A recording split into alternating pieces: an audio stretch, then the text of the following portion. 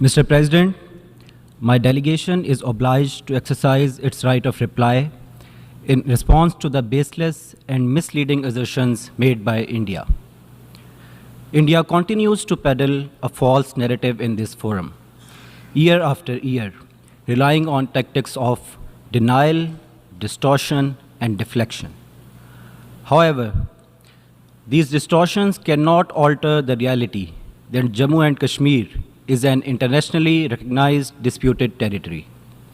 It has never been, nor will ever be, a part of India, nor is it an internal matter.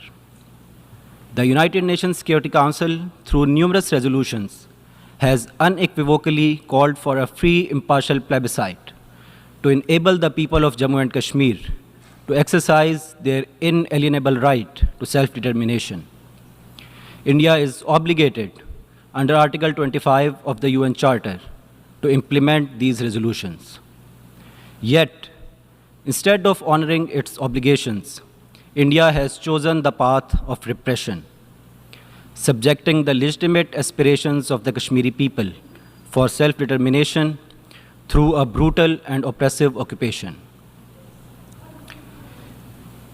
India's illegal and unilateral actions of 5 August 2019 further intensified this occupation, with nearly 1 million soldiers deployed to suppress the Kashmiris' legitimate right. My Prime Minister shed a spotlight on these facts today, which may be uncomfortable for India, yet this remains the truth, which India cannot deny through its sophistry. Mr. President, India's crimes in IIOJK are heinous and committed with impunity. Innocent civilians, including women and children, are being targeted through staged encounters, extrajudicial killings, and collective punishment. Entire villages have been razed. The entire Kashmiri political leaders remain incarcerated, and a media blackout continues to stifle independent voices. This is the largest military occupation in the world, where over 8 million Kashmiris live in a perpetual state of siege and horror. The reports of the UN High Commissioner for Human Rights and statements from over a dozen UN special rapporteurs have documented these widespread violations and called for the investigation of human rights violations in IIOJK. Yet, India has consistently denied them access to the occupied territory. Mr. President, India has once again resorted to the familiar tactic of deflecting global attention from its own terror activities by raising baseless accusations of terrorism. It is ironic that a country which uses terrorism as an instrument of state policy against its neighbors should attempt to point fingers at others. India, which has been sponsoring terrorism and orchestrating assassination campaigns, is hardly in a position to lecture others on this issue.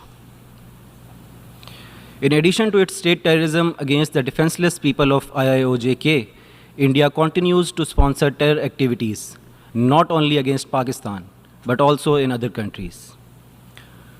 For decades, India has been the primary perpetrator, supporter, and financer of terrorism.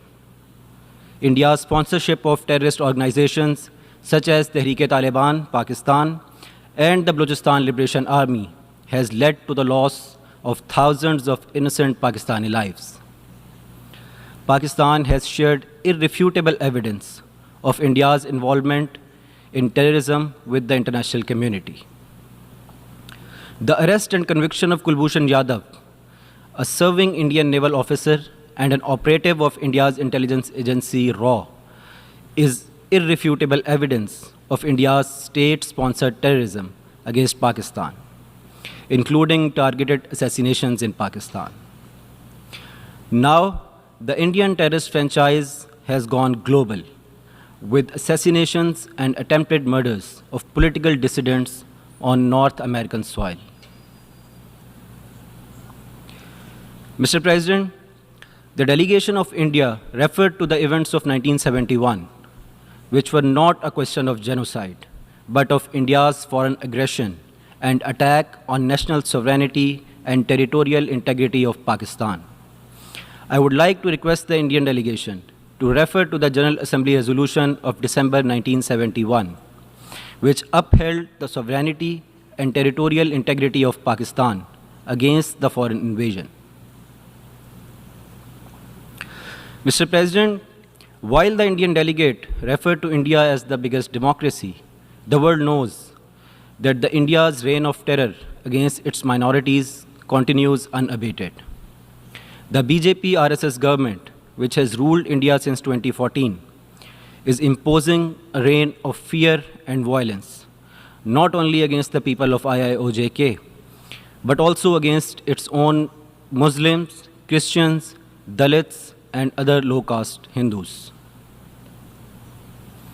Islamophobia has deeply infiltrated the Indian state, where 200 million Muslims face lynching by cow vigilantes and pogroms led by RSS, often with government complicity.